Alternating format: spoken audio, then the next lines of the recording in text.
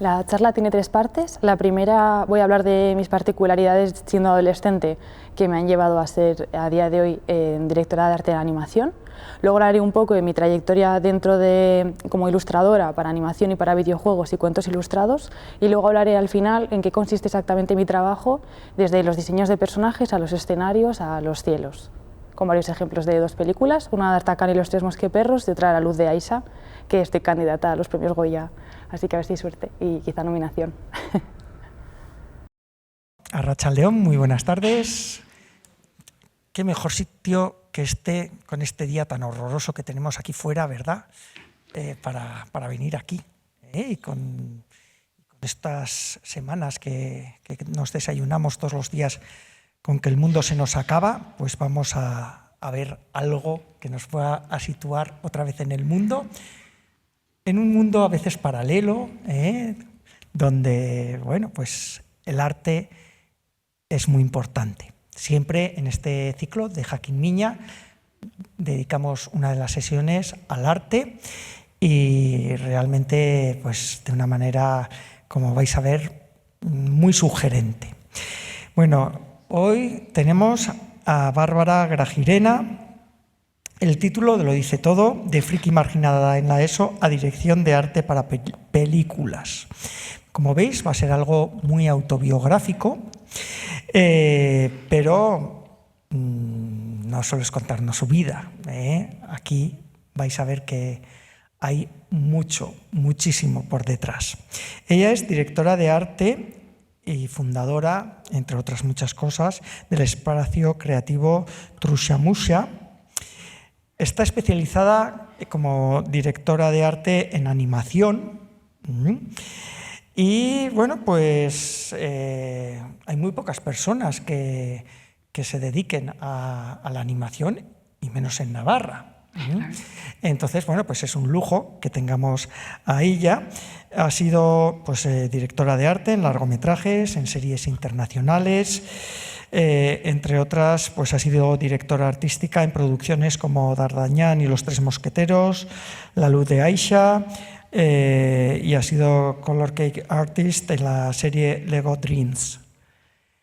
Bueno, veis que no va a ser una conferenciante al uso y que tiene muchas sorpresas que contarnos. Así que atentos y ya vais a ver qué juego os da para luego preguntarle muchas cosas. Eskerrik asko. Zuri.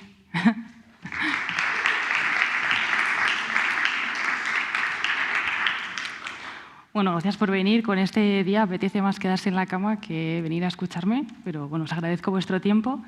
Y cuando me invitaron pensé, claro, lo que yo os cuento es lo chulo, ¿no? La trayectoria final, que es, he acabado haciendo dirección de arte para películas, que es un trabajo que luego os explicaré hacia el final, pero empecé como vosotros y vosotras, en clase en el instituto. Y el instituto para mí era el ambiente de los más hostiles en los que he estado, y yo allí era una friki marginada.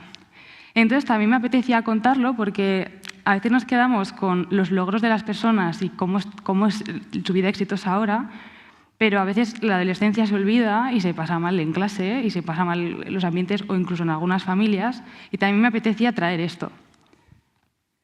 Porque también parte de mi personalidad... Uy, ¿sabré pasar diapositivas? Igual no. No sé pasar diapositivas. Mientras tanto, el resumen de la charla son 3 partes. Una es cosas que pasé en el instituto, tanto buenas como malas, pero sí definitorias de mi personalidad, que cuando echo la vista atrás digo, claro, yo, ¿por qué he montado un evento y un encuentro de animación y videojuegos? Vale, ¿por qué hice esto en el instituto? O pienso, vale, ¿y por qué ahora diseño los personajes en las películas fijándome en las características de las personas de esta manera? Porque en el instituto era así. Entonces os quería traer esas pequeñas semillas del instituto al principio, salseos de fotos, gente que sí que fue importante para mí, lugares seguros, que uno de ellos fue Civicán, que también pues, os estoy haciendo un poco de avance. Luego la segunda parte es más en qué consiste mi trayectoria desde que estudié Bellas Artes hasta que empecé a trabajar en dirección de arte para animación, que es Bueno, estudiar Bellas Artes no es algo fácil para la familia, al menos en mi época, que tengo el doble de años que vosotros y vosotras. Y luego es más específico, como apartados concretos de en qué consiste mi trabajo, cómo diseñamos personajes, cómo pasan a ser 3D y pues lo que no se conoce, ¿no?, de una película que se ve en 1 hora, que son 2 años y medio de trabajo. Entonces, vamos a rezar para que vayan diapositivas, porque os lo puedo explicar, pero con imágenes es mejor. Yo soy la de naranja, el resto de gente pues la he tapado porque no tengo su permiso. Estas son unas convivencias que hicimos en Estella con el padre de Johnny, porque yo hice la confirmación también, y pues ya me veis súper incómoda, en plan, yo no pegaba con esa gente, no mucho, la verdad. Y lo que hacía yo en mi tiempo libre era dibujar, hacía viñetas. Yo estaba en un momento, pues eso, vuestra edad, a mí me gustaba más dibujar que salir de fiesta, que, oye, súper bien, ¿eh? Pero yo no me veía usando el lápiz para maquillarme. Ahora me pinto como una puerta, pero antes no. Entonces hacía viñetas un poco para desahogarme. Y me encantaba la fantasía. O sea, me encantaba estar en casa, dibujar dragones, hacer versiones de X-Men y de Harry Potter, pues súper friki. Pues obviamente la friki de clase. Había más gente, friki. O sea, y tenía... De los motes no era de los peores, porque bueno, me quedé con Harry Potter por las gafas, que las sigo llevando. Me llamaban también Berza, porque llevaba el pelo bastante parecido, entonces como así redondo. También me llamaban La Hierbas por la de Aquí no hay quien viva. Y era como, bueno, había peores. O sea, me libré bastante de Paella, que yo también tenía granos, pero me libré de ese. Y de Conejo, aunque tengo las palas grandes, por lo menos no me cayó a mí. Pero bueno, pues el ambiente hostil existía, existe, y bueno, pues el instituto al final... La gente dice, no, los adolescentes no saben, ostras, no saben. Viven en un ambiente que me parece muy duro y luego eso se repite en el trabajo. O sea, todo eso que obviamente no te van a insultar igual en un trabajo, pero sí que hay gente con la que no vas a compaginar igual de bien, hay gente que igual no te trata con respeto. Y cómo respondes tú ahí o qué refuerzos positivos tienes es importante. Entonces, no sé si estáis pasando o habéis pasado por eso o conocéis a alguien, pero apoyaros en gente que sí que os valora. Porque para mí eso sí que ha sido una vía de escape. Algo que hacía mucho en el instituto era escribir. Teníamos una revista, yo era del Dies Barañain, iba ahí y había una revista que creo que sigue, que se llama El Mirador, entonces escribía artículos, una vez me animé a hacer una portada y en este caso hice un artículo crítico sobre Risto Mejide porque era como, salió en aquel momento, era súper guay, pero era también un tío que hablaba bastante mal de OT y mi madre me dijo, hombre, ¿cómo te puede parecer guay ese señor? Dale una vuelta a cómo se está comunicando. Y entonces, analizando, pues volví y hice un artículo sobre él. ¿Y por qué lo cuento? Pues porque ahora escribo en LinkedIn. En plan, ahora es una manera útil de conseguir trabajo, explicar mis charlas, hacer críticas sobre festivales de animación en los que no hay mujeres. Entonces, esas mini prácticas que tenía con vuestra edad, de alguna manera han pervivido y bueno, os lo quería enseñar. En esto de que friki marginada, mi espacio seguro que os decía que había sido en parte Civicán, aquí se organizaba una cosa los jueves, que para mí era lo mejor del mundo, que era el Club Manga. Y hacíamos un fanzine, todo gente pues, como yo, en plan, nos encantaba las series del anime, leer cómics, los videojuegos, en plan, no sé, los Tamagotchi, las cosas de Japón, todo guay. Y hacíamos entre todos un fanzine que aún sigue en la biblioteca. Entonces yo venía los jueves, mi madre ese día me preparaba mi comida favorita, que era arroz con tomate y huevo, y era mi día ideal, porque luego era como, bueno, no me entiendo con el resto de personas, o sea, no funcionaba yo igual de bien en el resto de los grupos. Y en aquel momento mi pareja, David, pues nos encantaba disfrazarnos, hacíamos un montón de tonterías, entonces sí que conseguí encontrar amigos y gente cercana de mi rollo. También, además de cosas frikis y fantasía, me interesaba mucho la biología, la naturaleza. De hecho, iba a estudiar medicina, imaginaos el disgusto, sobre todo de los profesores, cuando decidí cambiar de carrera. Me interesa mucho la biología, pero a un nivel muy obsesivo de esta excursión nos la hicieron y había que analizar las especies de animales y plantas, y yo hice un dossier con word art maravilloso, porque antes no había Canva, y analizaba y hacía fotos, me metía en los blogs de biología, preguntaba a la gente de botánica, oye, ¿esta planta de qué familia y de qué especie es? Y ese trabajo lo recuerdo con mucho cariño y lo disfruté un montón, y creo que después hizo que cuando hice un cuento ilustrado más adelante, que ya os contaré, me documenté muchísimo en la flora y la fauna del Bidasoa, del valle en el que estaba ilustrando, ¿no? Entonces, esa inquietud, esa curiosidad que siempre he tenido, alguna vez se ha mantenido. Antes era vista como algo raro Y ahora es una virtud para mi trabajo. Entonces, no sé qué cualidades tenéis, pero mantenedlas. Además, me encantaba cosplayarme y disfrazarme. Y de mis primeros dibujos digitales empecé a hacer una cosa de águila roja que luego salió en la web de Televisión Española, qué vergüenza. Pero nunca dejé, ¿no?, de intentar perseguir mis aficiones y mis intereses, aunque fueran raros. Y también quería traer esta foto porque, además de que, bueno, digamos que todo lo que era el instituto era un poco así complejo, pero ya cuando llegó bachiller se puso la cosa peor, ¿vale? Y ya decidí yo que no, pues que para estar fingiendo con gente con la que no me entendía me iba a quedar todos los recreos leyendo en clase y ya está. Entonces leía Nietzsche, yo una persona muy intensa, no tenía gafas de pasta, pero como se las tuviera, y no socializaba con el resto de gente. Pero a la vez me encantaba hacer cosas, entonces organicé el viaje de fin de curso a Túnez, de toda la clase. Todo el mundo quería ir a Salou, y yo decía, a ver, ¿para qué vamos a ir a Salou? Si a Salou podemos coger un bus en julio, vais de fiesta, si queréis lo que sea, pero a Túnez no tenemos la oportunidad de ir toda la clase después de que ha acabado la ESO y bachiller, porque no lo intentamos. Al final lo intentamos, vendimos camisetas, vendimos tickets, no sé qué, y yo no iba a ir a este viaje de fin de curso, porque ya no me hablaba con nadie del instituto. Y esta chica, Irache, que le he pedido permiso para poner la foto, habló con el profesor de historia y le dijo, oye, que sepas que Bárbara, después de organizar todo el viaje, como no está a gusto con la clase, no va a venir. Y entonces Irache se quedó conmigo en vez de con el grupo de amigas que yo tenía en ese momento, conocía a gente nueva de otras clases que venían, y fue muy bonito y muy enriquecedor decir, jo, a pesar de todo, siempre hay gente que se va a preocupar por ti, ¿no? Y yo con Irache sigo de vez en cuando tomando un café y nos ponemos al día, y lo recuerdo como algo muy bonito. Y además, cuando luego organicé Trusamusa, que os ha comentado, que es un encuentro de un evento de animación y videojuegos, era algo que no había hecho, pensaba que no había hecho nunca, pero tenía mucha fuerza y mucha energía, y pensé, jolín, ¿y esto de dónde lo he sacado? Pues del instituto. Es que ahí hay mucha esencia de lo que sois ahora, lo vais a ser después. Entonces, bueno, os lo quería contar porque me parecía bonito, antes de entrar al drama, de decidir estudiar Bellas Artes. No sé, ¿cómo vais? ¿Os parece interesante o queréis echaros una siesta? ¿Bien? ¿Sí? Luego podéis preguntarme más cosas si queréis sobre ambientes hostiles. Por suerte decidí estudiar Bellas Artes porque iba a estudiar medicina. Me interesa mucho, me daba la nota, estaba muy contenta. Y los profesores tuvieron una crisis en plan, tú con la cabeza que tienes, ¿por qué vas a decidir intentar trabajar de esto? Porque la idea que se tenía era Bellas Artes, vas a vivir haciendo retratos o debajo de un puente. Y yo, jolín, a ver, habrá trabajos de esto, no sé cuáles son, pero vamos a conocerlos, ¿no? Y por suerte mi madre ya sabía ella que yo iba a estudiar artes y me apoyó, menos mal.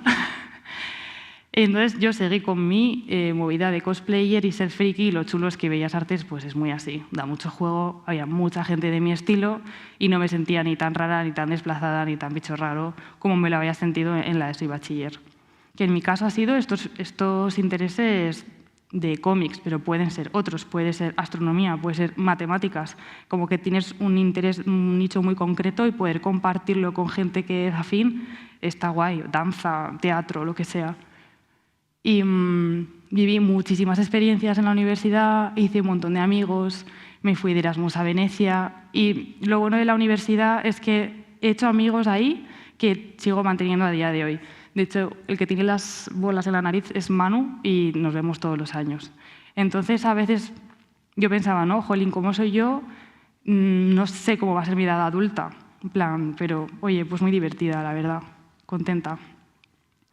Y en Bellas Artes también, aunque pueda parecer que es todo, te enseñan principios de ilustración, te enseñan a dibujar, a pintar, escultura. Yo venía de ciencias, para mí fue un poco un shock. Y el último año de carrera, que la quería dejar, porque era todo diseño gráfico, me insistió mi madre otra vez, que no está aquí, pero bendita, o sea, no está aquí presente, pero está viva. Me insistió y me dijo, no, tú acaba la carrera, porque, en plan, acaba la que te queda un año. Y yo dije, bueno, vale, no me apetece nada hacer diseño gráfico, pero ok. Y al tiempo he participado en campañas de Kickstarter como diseñadora gráfica, entonces también siento que todo lo que vamos haciendo nos va ayudando al futuro, ¿no? Que igual algo que igual ahora no le veis mucho sentido, igual después sí. y también os lo quería enseñar. Durante la universidad, como empecé aquí en el Club Manga participando en la Oruga Superlativa, pues luego seguí participando en fanzines, en el de la universidad, en el Rumble, y en cuentos ilustrados de fantasía, haciendo mis propios cómics porque yo quería ser ilustradora de cómics y firmar mis cómics. Sí, quería hacer eso, luego cambié un poco, pero hago cosas parecidas. Y justo ese año que pensaba que iba a hacer cómic, porque la Universidad de Bellas Artes tenía solo una asignatura en tercero, en el segundo cuatrimestre de cómic. El primer cuatrimestre me fui de Erasmus a Venecia y aprendí escenografía para teatro, que fue chulísimo, la verdad. Muy duro, porque había que aprender mucho de arquitectura, pero a la vez súper interesante cómo establecer un escenario para transmitir las emociones de la obra que se estaba haciendo, ¿no? Y además, por ser estudiante, teníamos la ópera a 5 euros, entonces yo disfruté muchísimo yendo todas las semanas que podía.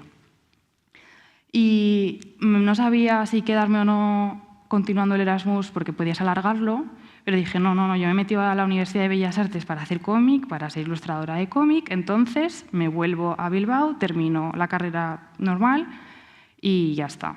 Y no fue chulísimo la asignatura de cómic. Descubrí que era un esfuerzo tremendo, había que dibujar súper bien, había que diseñar las páginas, había que saber de perspectiva, de anatomía, de todo. Y dije, vale, pues aunque creía que era lo mío y me parece muy interesante, es mucho trabajo, no llego al nivel que me gustaría, voy a hacer otra cosa. Y entonces me metí a hacer el proyecto de fin de carrera de un videojuego, que esto era como pintaba yo antes. Era tipo Uncharted, no sé si conocéis. Vale, pues tipo Tomb Raider, algo así, para los que no. Y lo ambientamos en Venecia, que aprovechando que yo también había estudiado allí, pues aprovechamos algunos escenarios y empezamos a hacer las ilustraciones. Este proyecto de fin de carrera quedó ahí, pero lo chulo es que trabajé el proyecto con Carlos, que ahora me ayuda en Trusamusa. Entonces también es bonito ver que gente han pasado 11 años, vuelve a tu vida de otra manera, ¿no? Como que se siguen las carreras profesionales. Él ha hecho muchas cosas de videojuegos, de producción, ahora hace juegos de mesa, tiene una editorial de juegos de mesa y ya trabajamos juntos y se vino a mi pueblo a organizar conmigo el evento. Entonces, no sé, es bonito todo lo que te vas encontrando después. Y yo seguí un poco más en esto de los videojuegos, hice juegos móviles, me metí a hacer unas prácticas en una empresa que se llamaba With Me 5 en Bilbao. También participé en la Global Game Jam, no sé si habéis ido a alguna, ¿no? Esto es un encuentro que se hace en 48 horas intensas para crear un videojuego. Entonces tú te puedes apuntar desde la parte de música, desde la parte de narrativa, de ilustrar. Si te gusta muchísimo programación también puedes y te juntan en grupos de 5 o 6 personas para crear un videojuego en 48 horas, hasta donde se llegue. Y la verdad que es una experiencia muy chula para trabajar en equipo. También hay de diseño gráfico y de otras disciplinas que igual os pueden interesar más. Luego continué haciendo proyectos culturales relacionados con el medio ambiente, con la energía, campañas de diseño de personajes y he trabajado mucho para proyectos culturales con el Archivo de Patrimonio Inmaterial de Navarra. Recuperaban canciones antiguas y yo hacía las ilustraciones para el cancionero o para los Kamisibais. Entonces, bueno, ya veis que hasta que llegué a ser directora de arte tardé un poco. Luego, como tengo mucho interés por el territorio, por la tierra, por Navarra, por nuestra cultura, creé un proyecto que fue financiado por la ayuda de Innova y entonces es un cuento ilustrado que se llama El último de Huisquilore y puedes recorrer algunos pueblos de Navarra y descubrir ubicaciones con referencias a la zona. Por ejemplo, por lo que está pintado esas casas son casas que existen de verdad, que están allí y las puedes ir a visitar. El libro también está en Civicam si luego lo queréis ojear. Entonces, mientras hacía ilustraciones para patrimonio, hacía colaboraciones, hacía cosas para revistas, un poco así de todo, cosas para videojuegos, hice un máster para animación en Valencia y ahí aprendí un poco cómo preparar materiales para animación. Y luego vine a Navarra, hice un curso de Pamplona Emprende y montamos un estudio que se llamaba Magpie Nest para desarrollo de series de televisión. Y ahí empecé a trabajar en películas, pero esto es 2018, o sea, como que desde que acabé la carrera fueron 4 años hasta que llegué aquí. porque lo que comentaban es difícil, no todo el mundo, hay mucha gente que ahora se está formando en animación, en ilustrar, pero no hay tanto trabajo porque no hay tantas películas que se estén haciendo aquí como para poder absorber a toda la gente que está estudiando, creo yo. Y aquí empecé con D'Artagnan y los tres mosqueperros, luego hice Lego Dreams, que luego os enseñaré un poquito unos colores, y la última que está subida es La luz de Aisha, que justo salió ayer. Se cerraron las votaciones para las candidaturas de los premios Goya, que esto es, primero votan las candidaturas y luego salen 5 o 4 nominaciones. O sea, que todavía no soy nominada. No creo que sea. Animación, por desgracia, no se entiende como cine todavía. Es como que se ve que animación es más para infantil y en muchas categorías no sale nominada. Por más cosas, pero bueno, esa es una de las condiciones. Y ahora estoy trabajando en 2 películas a la vez. Por las mañanas trabajo en Gus, el perro guía, que es una película pues eso, de un perrito que quiere ser un perro guía y cómo lo medio consigue o lo consigue a su manera. Y con otra directora novel que se llama Julia Orrillo Pla, estamos haciendo Allá en el desierto. Entonces lo compagino por las mañanas y por las tardes. Y yo tengo 2 proyectos en desarrollo que bueno, están en ello.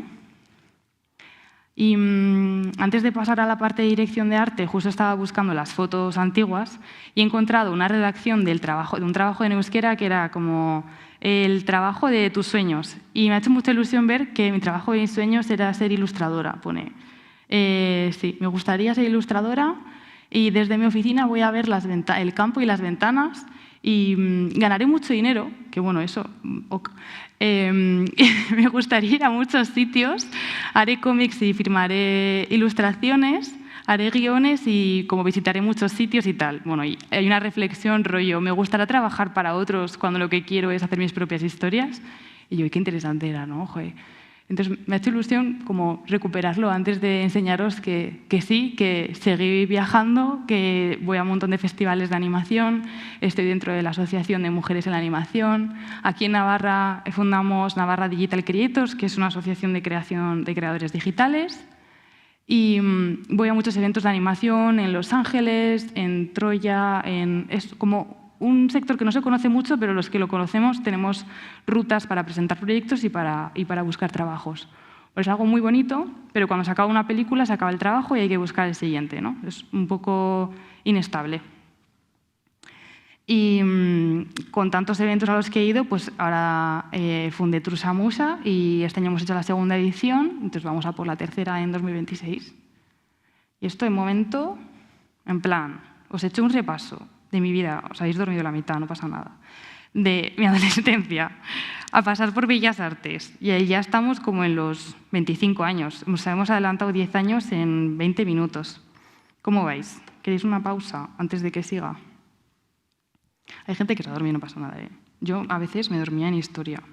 Y mira, súper interesante. Historia del arte me encantaba. Pero he de decir que la hora de la clase era malísima porque era a las 3 y yo pegaba unos cabezazos. Entonces, al final dibujaba para no dormirme. No sé, os podía haber propuesto eso. No sé. Bueno, ¿alguna vez habéis visto lo que es el trabajo de dirección de arte para animación? Hago un vídeo de, yo qué sé, ¿no? ¿Nada? ¿Y qué os imagináis que es? Parece chulo, pero en realidad la mitad son reuniones. Lo que hago es, sobre todo, pensar... Yo trabajo con un director o una directora que tiene una idea de una peli e intento pensar en la estética que quieren, porque se lo imaginan, pero no saben dibujar. Entonces, yo intento traducir y hacer telepatía para trasladarlo a un equipo y que todos vayamos trabajando en el mismo estilo y que luzca que todos los personajes, los fondos y los cielos son del mismo estilo, más o menos. Y que ese estilo sea acorde al público para el que va la peli. Más o menos, en resumen. Entonces, muy brevemente, por ejemplo, en D'Artagnan me dijeron, vale, es la historia de un niño, un perro, que va a París para recuperar el honor de su padre porque quiere ser mosqueperro. Vale. Pero hay muchas historias de aventura, hay muchas historias de amistad, hay muchas historias de superación. Entonces, ¿cómo vamos a contar esta historia para que sea distinta? Pues la estética, qué género es, qué tono tiene, hacia qué público va, en qué países se va a distribuir la película, si fuese videojuegos, qué mecánicas tiene. Todo eso condiciona el estilo visual e incluso la luz puede condicionar la distribución de la película.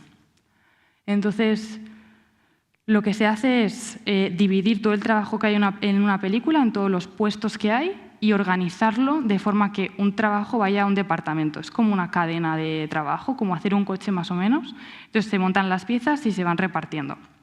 Y eso se llama pipeline. Es como qué organización va a tener el proyecto. Y en la parte que estoy yo, que a mí me parece la más creativa, me dan un guión. Entonces tenemos un equipo de concept artists, diseñadores de personajes, diseñadores de fondos con los que trabajo. También hay gente que hace storyboard, que son las viñetitas que luego se ven en la peli. Os voy a enseñar ejemplos de todo, no os preocupéis. Y luego hay muchos más departamentos que, bueno, hay un montón. O sea, si os interesa el mundo de la animación, hay hasta abogados especializados en animación. O sea, que no hace falta saber dibujar para trabajar en películas. De hecho, producción, que a mí me parece uno de los departamentos más complejos, que es, si es una persona organizada, te gusta hacer calendarios y llevar equipos, es un trabajo muy agradecido porque ves todo el proceso de la película, llevas todos los equipos y llevas los calendarios y que se cumplan objetivos. Entonces, bueno, hay muchos trabajos también. Hay gente especializada en que no nos hackeen, en ciberseguridad, en programas específicos que nos crean. Hay gente que nos crea programas igual para Photoshop, para poder hacer cosas específicas para cada película, programación, edición, doblaje, si a alguien le interesa. En realidad hay muchos sectores que tienen que ver con animación, incluso merchandising. Y bueno, si os interesa muchísimo, ahí están los libros blancos de la animación y de los videojuegos, donde está toda esta información muy bien detallada. Entonces, la película, ¿cómo se empieza? Pues empieza con un guión, que nos dan un librito, por así decirlo, con todos los diálogos de la peli, y se empieza a trasladar a viñetas, a planificación, de, vale, ¿por dónde se van a mover los personajes? ¿Qué campo hay? ¿En qué orden va? Y en el caso de D'Artagnan lo hizo todo Paco Sáez, con el director Tony García, y bueno, yo llevaba otras pintas, pero sigo siendo yo, y estaba en todas esas reuniones para entender la visión del director en cada parte.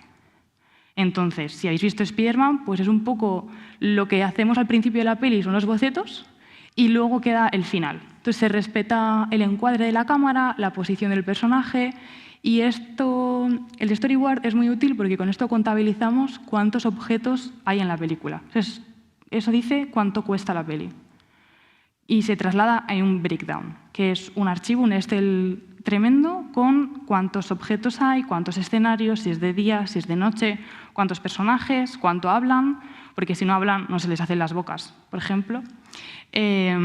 Y pues todo tiene que quedar muy bien desglosado porque alguien lo tiene que hacer.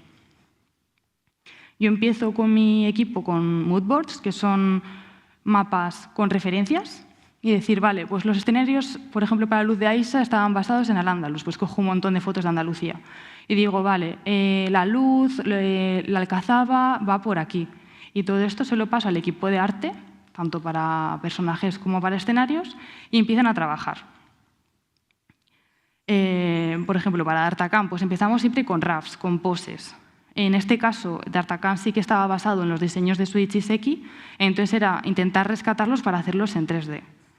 Pero ya veis que luego hay una adaptación, del 2D al 3D cambia un poco. Y hay que controlar que las expresiones respeten el personaje y que bueno, se siga entendiendo.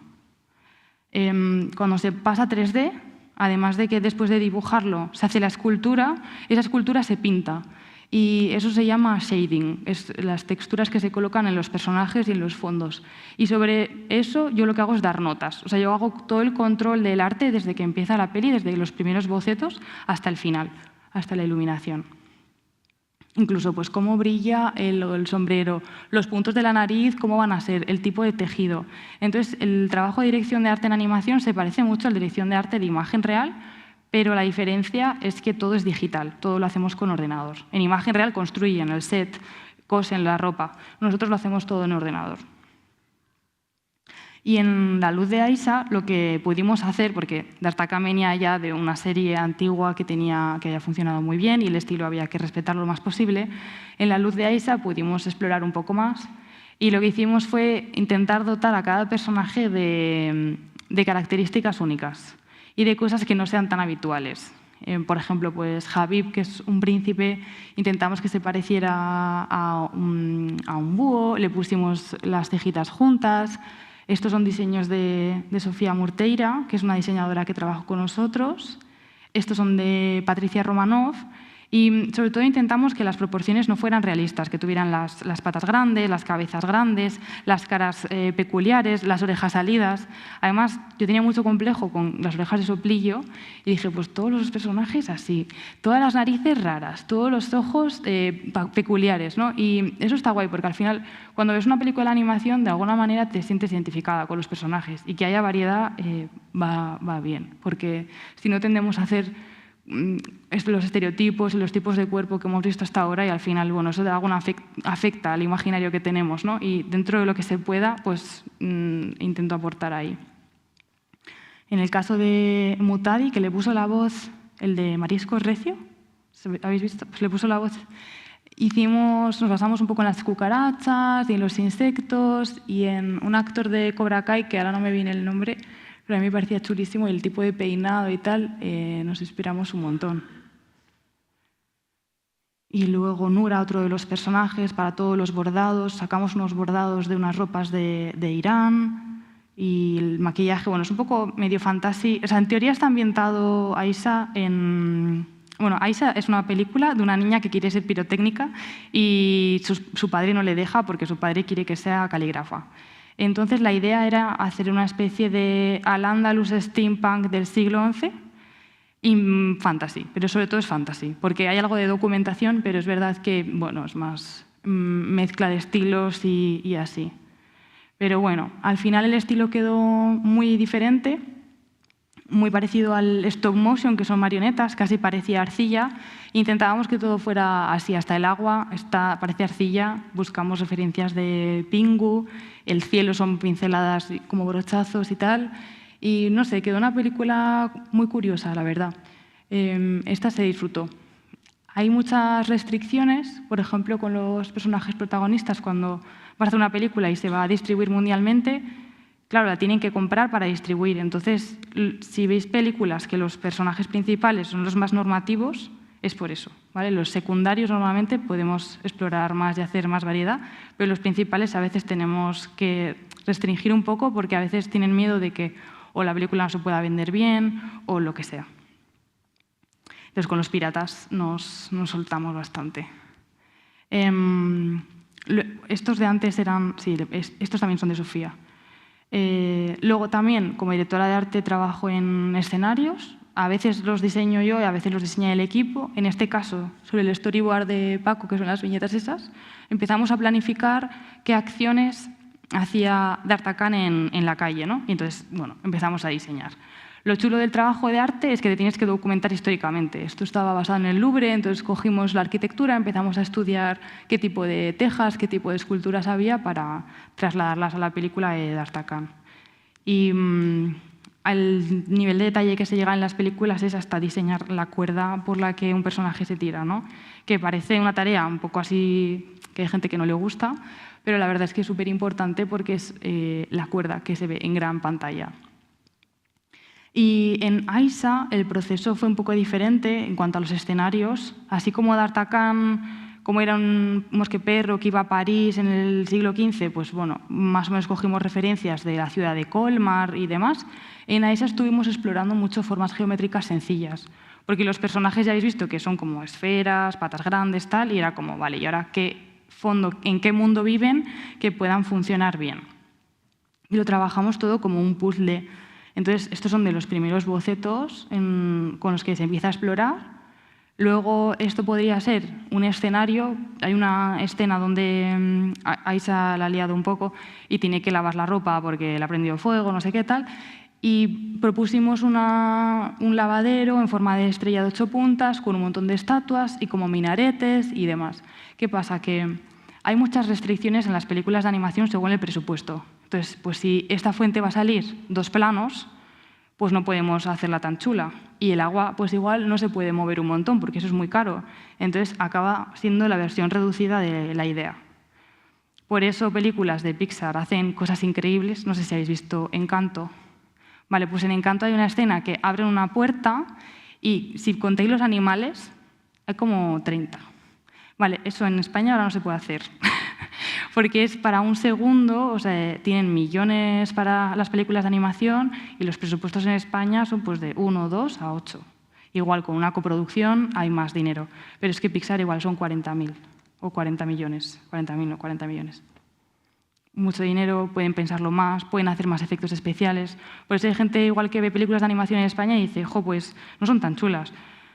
Bueno, se hace lo que se puede con lo que se tiene, la verdad. Así que bueno, las vamos acabando, las vamos haciendo y yo creo que el nivel está mejorando mucho. De hecho, Klaus se hizo en España y tiene una calidad muy buena. Y luego, bueno, para que veáis un ejemplo de un escenario que se diseña desde los primeros bocetos hasta la luz final, que algo muy, muy parecido sale así en la peli. Y esto sería otro ejemplo, lo mismo pero con D'Artagnan. Desde las primeras viñetas del storyboard al modelado 3D, que es como la maqueta en 3D en el ordenador, a empezar a pintarlo, a cuando ya están los personajes y se colocan las luces. Son muchos pases, lo que os decía al principio, son 2 años y medio que se hace una peli, se ve en 1 hora, 1 hora y media como mucho, y se tarda mucho, mucho en hacer. ¿Cómo vamos de tiempo? Porque tengo más cosas, pero igual son las 6:10. No sé, un poco justo. 10 minutos, vale. Pues tenemos para elegir color y luz o inteligencia artificial. ¿Qué os apetece?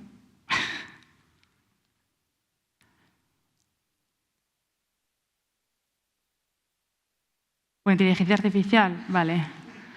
¿Cómo os gusta el salseo y dejarme sin trabajo, eh? Ala, venga, vamos, todo esto fuera. Si queréis luego color y luz, me preguntáis cosas. También es parte del trabajo de decidir la luz, cómo se ve para reforzar las emociones. Vale, pues la IA es el elefante que está en la habitación ahora mismo. O sea, hay mucha gente que está pensando en estudiar animación y quizá no lo haga porque viene la inteligencia artificial. No sé si habéis probado con modelos de inteligencia artificial generativa, lo que se está haciendo ahora. Hay anuncios de Alaina Flelou que ya, en plan, parecen personas de verdad. No solo eso, sino que todas estas iteraciones que os he dicho de bocetos que estamos haciendo, esto ahora se puede hacer con la inteligencia artificial, ¿no? Entonces, bueno, es un tema complejo del que yo no me considero especialista para hablar, pero en mi opinión es que va a cambiar y está revolucionándolo todo, ¿no? Al final, si tenemos poco presupuesto, es una manera de abaratar costes. El coste también medioambiental, ahí va a quedar, ¿no? Y la manera de trabajarlo de forma ética, pues ahí también está un tema. Antes de que se empezase a pelear los derechos de las imágenes, porque hay diferentes tipos de inteligencia artificial. Unas son como los chats de ChatGPT, que podéis igual estar usando para los trabajos de clase, ¿no? Que os recomiendo no usarlo mucho, porque no nos permite pensar, pero bueno. Y luego está la inteligencia artificial generativa, que con imágenes que le das hace otras cosas. ¿Qué pasa? Que esas inteligencias artificiales generativas se han entrenado sin el permiso de los artistas. O sea, digamos que todas las imágenes que había en Internet, que nos servían para mostrar nuestro trabajo, se han usado para hacer, hacer nuevos trabajos. Para la luz de Aisha, aunque esto nunca salió y no sirvió para nada, en realidad, sí que yo la usé para trastear, porque yo me suele gustar saber qué está pasando en el mundo. Y entonces empecé a probar cosas. Hay un robot en la película que es el automatón y dije, bueno, ¿qué pasaría si pruebo con inteligencia artificial a probar cosas? Esto es hace 3 años o 4. Ahora hace cosas mucho mejores. Y esto era manchas, recortes que yo luego editaba. Lo mismo, manchas, recortes que luego editaba y hacía un barco y pruebas. Ahora hace cosas que están muy avanzadas. Lo usaba como base de fotos para plantear el mundo, pero bueno, todo esto se descartó porque al final en ese momento se bebía de los mismos artistas y salían cosas muy similares y lo que estábamos buscando para la película era una identidad muy única, como habéis visto, y no se usó. Pero es verdad que ya están saliendo incluso películas y spots de música hechos con inteligencia artificial. Con esto, bueno, con el tema de la inteligencia artificial, Si os interesa muchísimo, podéis buscar a Conta Animación en Instagram, luego os lo puedo pasar, que es Javi de La Chica. Trabaja mucho con esto y el último anuncio que he visto suyo de Alaina Flelura, creo que lo ha trabajado él. Va a ser un tema porque, claro, ¿qué va a preferir la gente? ¿Trabajar con inteligencia artificial o con personas? Luego, claro, tú haces un prompt, es verdad que te genera imágenes muy rápido, pero lo que os he dicho de mi trabajo, de hacer telepatía con el director o directora, intentar buscar una imagen visual, pueden saltarme a mí perfectamente si se entienden con el ordenador. Pero si no se entienden con el ordenador es doble gasto. Primero, porque van a empezar a aprender a cómo hacer los prompts con el ordenador y tal, y luego van a necesitar otra persona. Entonces, hay una corriente ahora en animación que sepáis que se rechaza muchísimo la inteligencia artificial porque, va a perjudicar a un montón de puestos de trabajo. Ya lo está pasando con los traductores, con los dobladores. Bueno, hay un tema ahí. Pero también hay gente que está aprendiendo a usar la inteligencia artificial para generar imágenes y conseguir otro tipo de trabajos. Entonces, bueno, ¿en qué quedará la cosa? No lo sé. Yo, por mi parte, voy a seguir investigando, estaré atenta a cómo van las cosas. Yo no me siento muy cómoda usando inteligencia artificial generativa porque al final uso trabajo de artistas a los que no les han pedido permiso para hacer imágenes nuevas, entonces no me encanta. Si se hiciese algo con mi propio trabajo, o sea, si yo pudiera generar mi propia inteligencia artificial que me ayudase a mí a desarrollar mi propio estilo, quizá podría ser una manera, pero bueno, aún no lo sé. No soy la más pro IA del mundo, la verdad. Y hace poco, además, di una charla sobre eso y sí critiqué un poco el capitalismo, entonces, bueno, voy a dejarlo ahí. Entonces, lo que yo hago es estar atenta a los cambios tecnológicos e intentar mantener el vínculo que tengo yo con la animación, ¿no? En por qué me metí a trabajar de esto, por qué sigo ilustrando, por qué sigo contando historias. Me gusta contar experiencias difíciles de transformación personal. Me gusta el ambiente de comunidad que se crea, de trabajar en equipo, conocer nuevas personas en los festivales, no sé, gente, pues ilustradoras nuevas, tal. Me gusta mucho esas nuevas amistades que salen de ahí. También me gusta vincular los proyectos a identidad y a cultura. Con AISA aprendí mucho sobre las raíces que tenemos de nuestra propia historia, que a veces se olvidan, ¿no? Pues de Andalucía, del Andaluz, todo esto. Me gusta que tengan una base real y me gusta también que la animación sea un puente para proponer una nueva reflexión al mundo. Yo no lo veo tanto como entretenimiento, que lo es también, pero me gusta que sea un punto de cambio, que nos haga un pequeño clic. Y en este sentido, una de mis series favoritas es Ciudad de Fantasmas, no sé si la habéis visto. Siempre hago publicidad de esta serie, es mi serie favorita. Antes tenía una pegatina en el móvil, pero se me ha desgastado y ya no la llevo. Es una serie súper bonita de una directora que se llama Elizabeth Ito, que ya lo que hace es recopilar historias de Los Ángeles. Entonces son un grupo de pequeñuelos que se juntan en la biblioteca, que bueno, ya habéis visto, mi amor por las bibliotecas, los espacios públicos, y entrevistan a fantasmas que le cuentan las historias de las personas de Los Ángeles. Entonces me parece una manera muy bonita de conectar patrimonio, cultura, identidad con animación. Y a mí es el tipo de proyectos que me gustan, o sea, por los que voy intentando crear, y es con lo que me gustaría a mí quedarme. Pero bueno, hay muchas formas de trabajar en esto, hay muchos estilos, hay muchos intereses y bueno, os traigo mi visión. No tiene por qué ser la total. Y pues de momento hasta aquí. Muchas gracias por aguantar despiertos la mitad de la charla, no, casi toda la charla. Y podemos esperar si tenéis preguntas. Levantéis la mano, ¿no? Y os pasamos el micro. Hace falta aplaudir.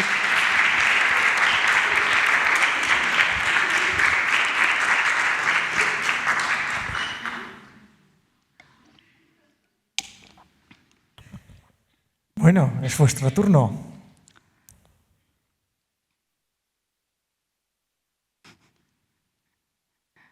Sois más tímidos que yo, ¿eh? Yo soy tímida, ¿eh? Yo estoy aquí nerviosa.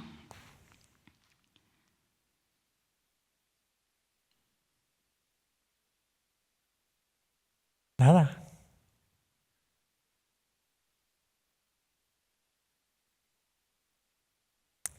Y esta diferencia, pues de lo que puede ser una superproducción de Norteamérica, como las que has comentado, a una que pueda hacerse en España, ya has dicho las cifras, ¿no?, económicas, que la diferencia es abismal.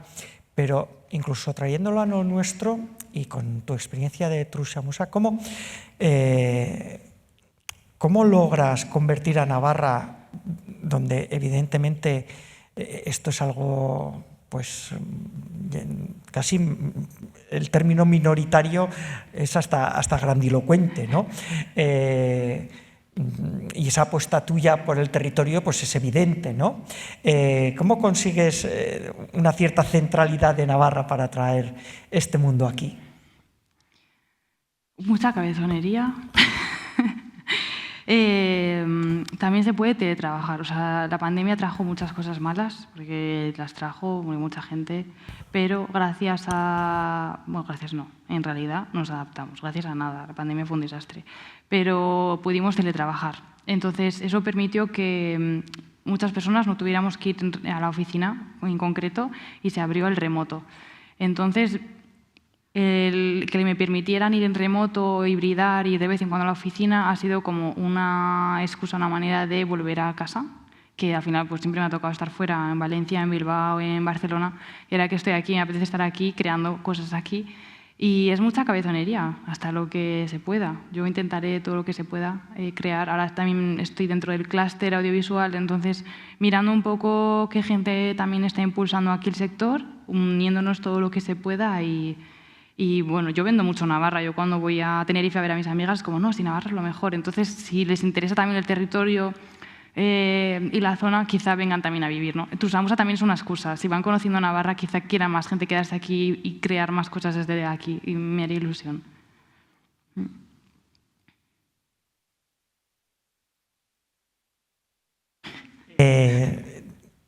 Claro, nos has dejado con la miel en los labios, el color, la luz.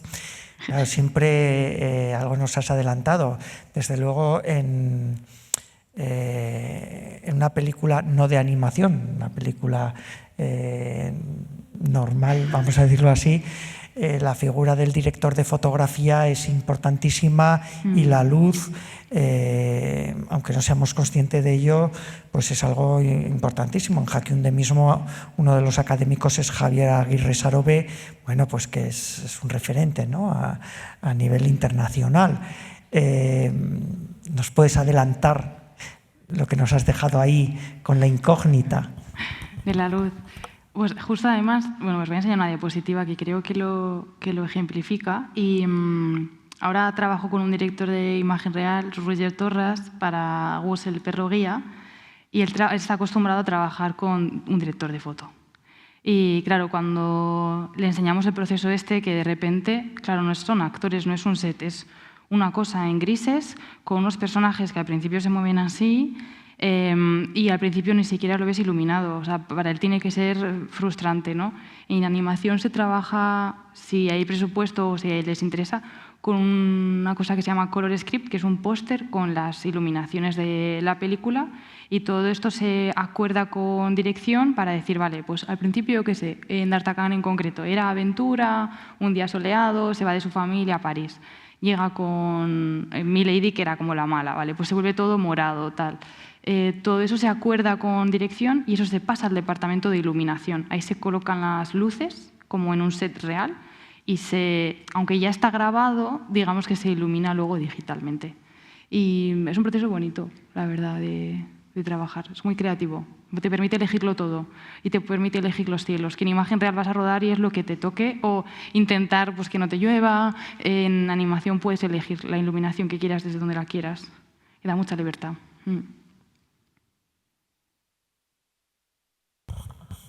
Venga, una pregunta. Espera, que te vas a dar el micro.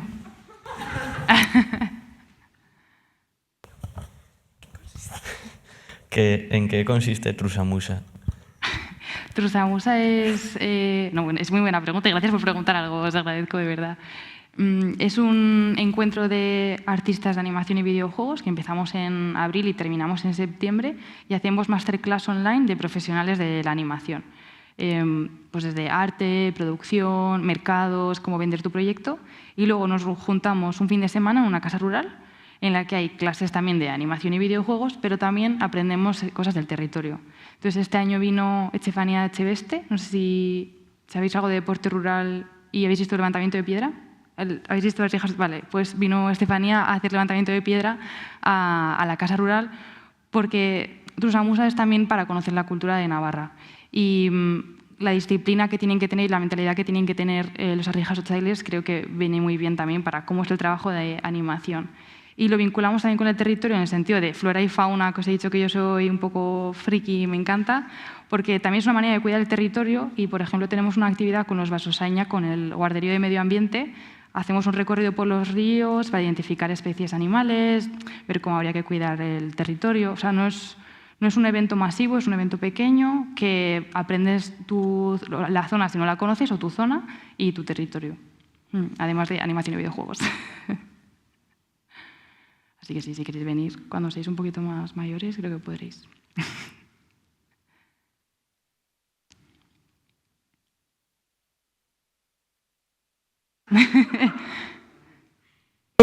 Nos gustaría saber cuántas horas trabajas al día o si te organizas tú y esas cosas. Depende. A veces trabajo 10 horas al día. En plan, sano no es. Porque cuando has preguntado que si estoy con una película por las mañanas, otra por las tardes, doy charlas, yo organizo un evento, cuando se me junta todo, incluso trabajo fines de semana y pueden ser varios meses súper intensos. Intento que no pasen de 8 horas al día. También es culpa mía, ¿eh? Quiero decir que yo me meto en 1000 cosas. Que hay gente que tiene solo una película y están contentas. Pero yo pues no puedo parar de crear y me meto en más historias. Pero lo normal sí es tener una jornada, o sea, en animación lo normal es tener una jornada de 8 horas. Esto es yo.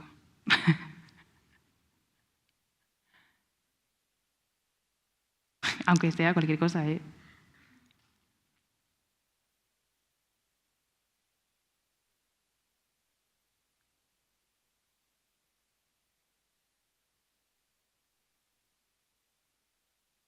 ¿Alguna pregunta más?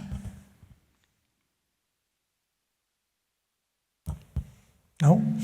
Oye, pues Bárbara, te agradecemos muchísimo y desde luego creo que a partir de ahora, cuando veáis una película de animación, de dibujos animados, pues creo que no la vais a ver con los mismos ojos, o al menos seréis conscientes del ingente trabajo que hay detrás. Muchísimas gracias. Eskerrik asko. Gracias por venir.